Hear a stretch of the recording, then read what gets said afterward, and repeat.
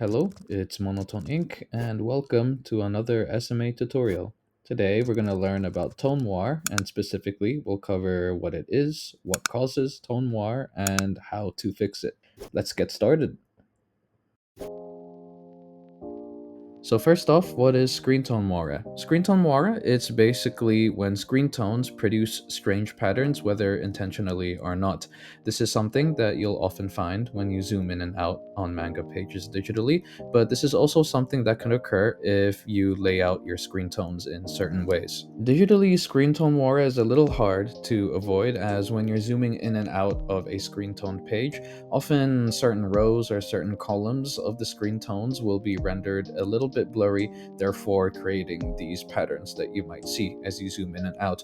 But there are other ways to avoid it, especially if you're overlaying screen tones in your own work. First off, if you're overlaying screen tones in your own work, make sure that both layers of screen tones are of the same frequency. If you go about and change the frequency of one layer, what will happen is that these patterns will inevitably come up. When you're changing the frequencies of a screen tone layer, you're basically changing the spacing between the rows and columns of dots, and if both tone layers are inconsistent in this regard, then naturally these strange patterns will come up.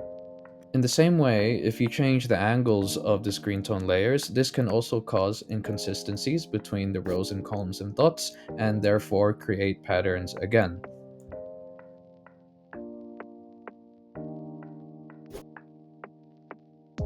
Now, mind you, screen tone moire is just an effect, and if it's actually something you want to incorporate in your work, then I think you should feel free to go ahead and do it.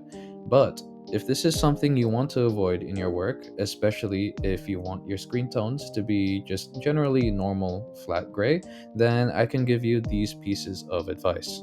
First off, like we mentioned earlier, make sure that if your tones are overlaying over each other, that their frequencies and angles are the same, just to avoid those strange patterns.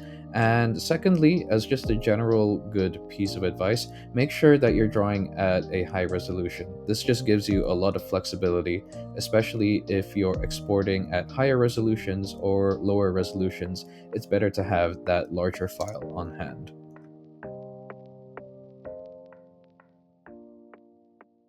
And lastly, when you're exporting your pages in smaller sizes, especially for the silent manga edition, make sure to export them in gray and set for illustration under process when scaling. This smooths over the image and prevents it from being too crispy and potentially creating even more tone noir.